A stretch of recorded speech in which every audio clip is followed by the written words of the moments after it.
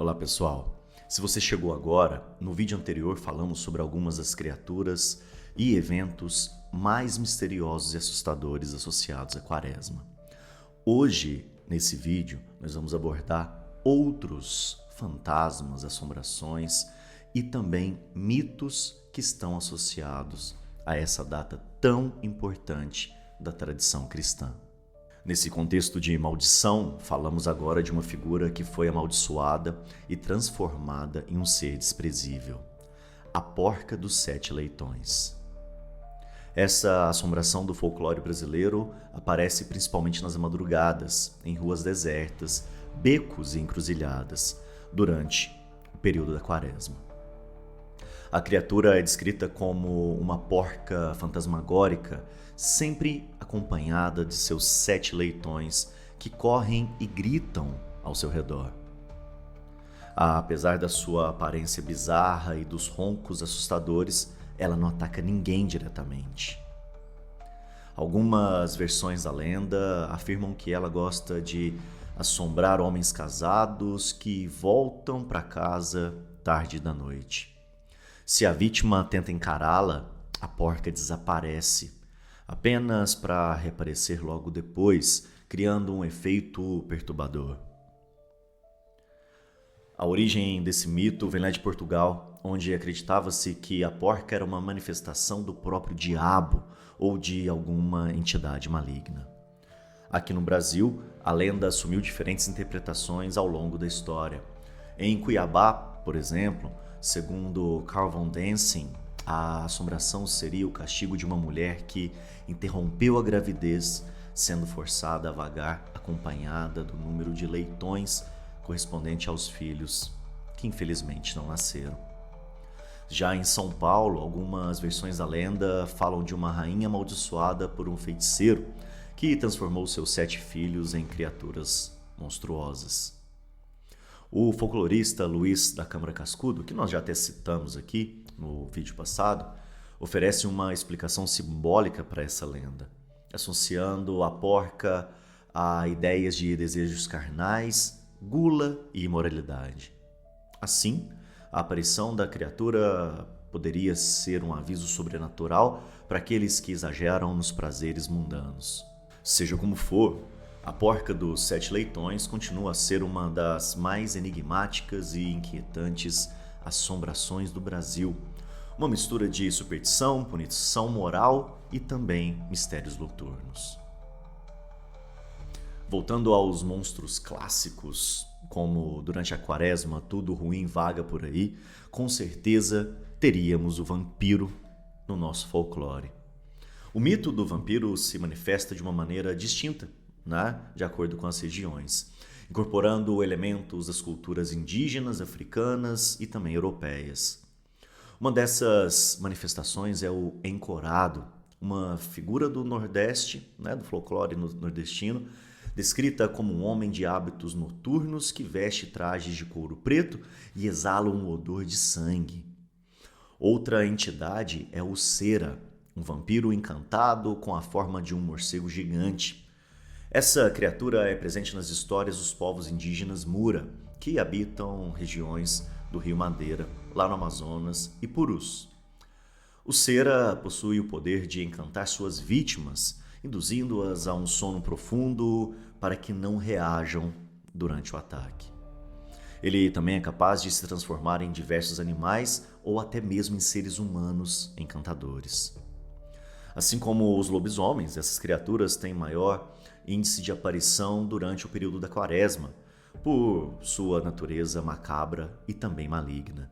Saindo um pouco do folclore brasileiro e indo para uma tradição cristã, de qual vem a cultura da Quaresma, vamos falar agora dos seres mais macabros e sombrios que rondam a Terra nesse período: os demônios e o próprio Satanás. Satanás, também conhecido como Lúcifer, dependendo, logicamente, do texto lido, é uma figura central nas tradições cristãs, personificando e representando o mal e a oposição contra Deus.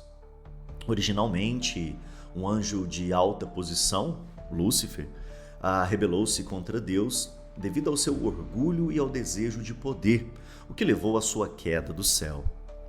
Essa rebelião resultou na transformação de Lúcifer em Satanás, líder dos anjos caídos, que são conhecidos como demônios. Esses seres espirituais, antes criados bons por Deus, escolheram seguir Satanás em sua rebelião, tornando-se inimigos do Criador e agentes do mal no mundo. Existem muitos textos divergentes quanto a essa história. Alguns dizem que Lúcifer e Satanás são seres distintos. Outros afirmam que Lúcifer é um cargo e não um ser propriamente dito. Ainda há quem fale que os demônios são seres criados pelo próprio diabo e não anjos caídos. Existem muitas versões diferentes dessa mesma história, mas isso fica somente para a ponta do iceberg do cristianismo. Algo que a gente pode falar em outro vídeo, falar um pouquinho sobre a demonologia. Bom, enfim, a relação entre Satanás, os demônios e a Quaresma é significativa no contexto cristão. A Quaresma é vista como uma oportunidade para os cristãos se armarem contra os ataques espirituais, reconhecendo as estratégias de Satanás e seus demônios. Práticas como oração intensa, a leitura das Escrituras e a participação nos sacramentos são enfatizados para fortalecer a resistência contra as tentações mundanas. A luta contra o mal é central nessa época, lembrando os fiéis da necessidade de vigília espiritual e da importância de se manter firme na fé. Pessoal, voltando aí ao folclore, falaremos agora do cavalo invisível, uma entidade fantasmagórica que se manifesta durante a Quaresma como um aviso para aqueles que não seguem as tradições religiosas desse período. Segundo a lenda, ele galopa furiosamente à noite, sempre perto da janela de quem ignora os preceitos cristãos, como a abstinência de carne, a oração e a caridade. Muitos já tentaram rastrear a origem do som, mas nunca encontraram nada além de pegadas estranhas no chão. O motivo? O cavalo é invisível e sua presença serve como um lembrete divino do sofrimento de Cristo. A crença popular afirma que o som dos cascos cortando a noite é um sinal de advertência, um fenômeno sobrenatural que reforça a importância do respeito à Quaresma. Relatos dizem que quanto mais alguém duvida da história, maior a chance de ouvir o galope sinistro. O cavalo invisível não ataca, mas sua presença é o suficiente para espalhar o medo e o arrependimento em quem desrespeita a fé. Como o cavalo invisível é praticamente um fantasma, nada mais justo do que falarmos agora dos fantasmas. Na tradição cristã, os fantasmas são frequentemente entendidos como espíritos de pessoas falecidas que, por diversas razões, permanecem no mundo terreno. A palavra fantasma deriva do grego e significa aparecer ou mostrar-se, referindo-se a fenômenos percebidos pelos sentidos, como aparições, sons ou toques inexplicáveis. Já na visão católica, embora não haja uma doutrina oficial sobre fantasmas, reconhece que algumas aparições podem ser manifestações de almas do purgatório, que estão buscando orações ou expressando gratidão por intercessões realizadas pelos vivos. Além disso, há relatos de aparições de santos ou mártires com fins específicos, como consolar os vivos ou transmitir mensagens de esperança. A relação entre fantasma e a Quaresma é particularmente interessante no contexto do folclore brasileiro. Durante esse período, acredita-se que as entidades espirituais, tanto benevolentes quanto malévolas, estejam mais ativas. Histórias como a do fantasma da Quaresma ilustram essa crença, descrevendo aparições que buscam infundir medo e testar a fé dos indivíduos. Além disso, a Quaresma é vista como um momento em que os mortos podem retornar para pedir orações ou expressar gratidão, reforçando a conexão entre os vivos e os mortos. Mudando um pouquinho de assunto, vamos falar agora de um ser completamente maligno, atraído para sua casa quando você fica pronunciando seu nome. A desgraça, também chamada de pelada ou desgraça pelada. Trata-se de uma figura mitológica que simboliza o castigo para aqueles que xingam e se queixam da vida sem razão. A lenda descreve uma criatura como uma mulher alta e magra, com o rosto desfigurado e uma presença e aparência perturbadora. Ela surge para repreender aqueles que não expressam gratidão, sendo uma advertência divina contra palavras impuras. Sua presença é um sinal de que é preciso mudar o nosso comportamento, cessando palavrões e reclamações considerados heréticos ou distantes da graça de Deus. A figura da pelada ou da desgraça aparece em lugares sombrios e, em alguns relatos, ela se manifesta de uma forma misteriosa, como uma fumaça, deixando um calafrio em quem a vê. Além da sua forma humana, a pelada ou desgraça também é descrita como um espírito maligno em seus relatos, sendo associada a lugares imundos como chiqueiros e depósitos de lixo onde se alimenta de fezes. Essa versão da lenda a retrata como uma obsessora que persegue suas vítimas, levando-as à desgraça pela simples satisfação de causar sofrimento. A criatura é incrivelmente poderosa e astuta, tornando difícil livrar-se dela. Quando ela possui alguém, faz com que a pessoa tenha comportamentos violentos, como rosnar e xingar com uma fúria intensa. Para aqueles que seguem as tradições religiosas, a pelada representa a falta de luz e a exclusão da graça divina. Xingar seu nome durante a quaresma é como assinar uma sentença de infortúnios na vida. Anteriormente, falamos sobre o cavalo fantasma da quaresma. Agora, falaremos de uma entidade parecida, porém com seu próprio charme macabro: o Cavaleiro da Quaresma. O Cavaleiro da Quaresma é uma figura sombria, montada em um cavalo extremamente veloz, com esporas em chamas.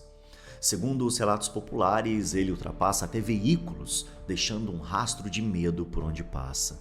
A presença dessa entidade é ainda mais assustadora para os cães, pois, ao vê-los, o Cavaleiro Fantasma dá chicotadas que chegam a ferir os animais. O mais curioso é que essa aparição tem sido vista fora do período da Quaresma, época em que, tradicionalmente, se espera o seu surgimento. Embora o fenômeno seja intrigante, não há relatos de que tenha causado mortes. Embora algumas pessoas tenham se assustado e alguns cães tenham sofrido ferimentos, como cortes na pele. A aparição do Cavaleiro Fantasma, mesmo fora da época tradicional da Quaresma, continua a ser um mistério. Os moradores locais tentam entender o que pode motivar o cavaleiro a aparecer novamente após tanto tempo sem dar sinais de sua presença. Esse fenômeno desperta curiosidade e, ao mesmo tempo, medo, pois sua figura sinistra parece surgir sem aviso, reforçando o clima de mistério e a conexão com o sobrenatural. Seguindo essa linha de seres macabros, vamos falar agora do Cão da Quaresma. Essa criatura aterrorizante surge durante o período da Quaresma, esperando para poder levar as almas daqueles que fizeram pacto com entidades malignas. Descrito como um cão com pelagem verde e fluorescente que brilha, ele é uma entidade de energia sobrenatural. O Cão da Quaresma faz parte de um grupo de cães demoníacos conhecidos como Hellhounds, encontrados em várias culturas ao redor do mundo. Esses cães são associados à força do mal e têm como principal objetivo atormentar e capturar almas. Com uma aparência macabra, esses cães infernais são conhecidos por sua pelagem, que pode variar entre tons de preto, verde e até amarelo, além de um cheiro nauseante misturando esgoto e urina. Eles têm habilidades demoníacas, como a criação de portais para lugares infernais, a manipulação do medo e até a capacidade de criar distúrbios mentais em suas vítimas. Em algumas versões da lenda, o cão do inferno é montado por um homem e carrega um apito em sua corrente, que tem o poder de atrair pessoas prestes a morrer ou que estão próximas da morte, levando-as de forma violenta para o além. Pessoal, e para finalizar o vídeo, gostaria de falar de uma entidade sinistra e mundialmente conhecida: as pessoas das sombras. Conhecidas como figuras das sombras ou Shadow People, essas entidades aparecem na visão periférica das pessoas, geralmente associadas a uma sensação de desconforto e pavor. Muitas vezes descritas como silhuetas humanas, elas são interpretadas como espíritos ou seres do além. A ideia dessas entidades é antiga, sendo mencionada em várias culturas ao longo da história. Elas são frequentemente associadas a lendas e histórias de fantasmas, além de serem conhecidas no folclore como criaturas do submundo. As pessoas das sombras se tornaram mais populares nas discussões sobre o paranormal, especialmente após os debates em um programa de rádio chamado Coast to Coast, lá nos anos 2000. A autora, Heidi Hollis, foi uma das grandes responsáveis por difundir a crença moderna das pessoas das sombras, descrevendo-as como silhuetas que surgem na visão periférica e, em algumas ocasiões, tentam sufocar ou assustar suas vítimas.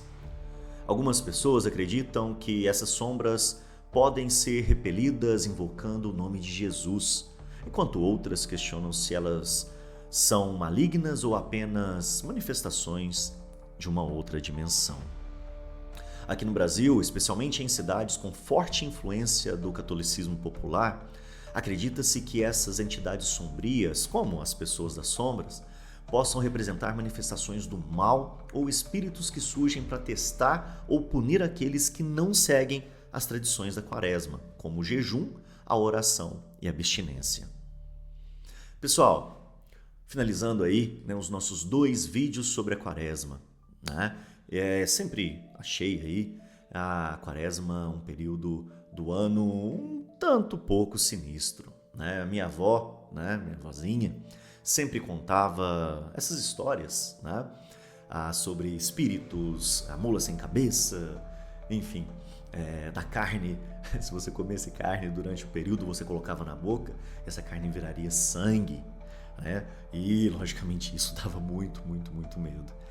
Muitas pessoas no Brasil, até mesmo atualmente, têm tradições específicas para a época da Quaresma, E é interessante como essa crença ela durou até os dias de hoje. Tá? A nossa ideia desse vídeo, pessoal, foi logicamente informar um pouquinho sobre esse período, tá? E trazer para vocês um pouquinho sobre essa mitologia e algumas das criaturas ligadas a esse período. Nós não encontramos tantas, mas acredito que foi o suficiente. Agora os relatos ficam logicamente por conta de vocês, tá? Se vocês tiverem alguma história legal aí sobre a Quaresma e quiserem compartilhar com a gente, deixa aqui nos documentários, que vocês podem ter certeza que eu ou o Mauro, nós vamos ler todos e logicamente responder a vocês. Mas é isso aí, pessoal. Se você gostou do vídeo, deixa aquele like, comenta, se inscreva no canal, compartilhe com seus amigos e, logicamente, se você tiver algum caso que você quer aprender um pouquinho mais, quer que a gente comente sobre, é só deixar no comentário aqui embaixo.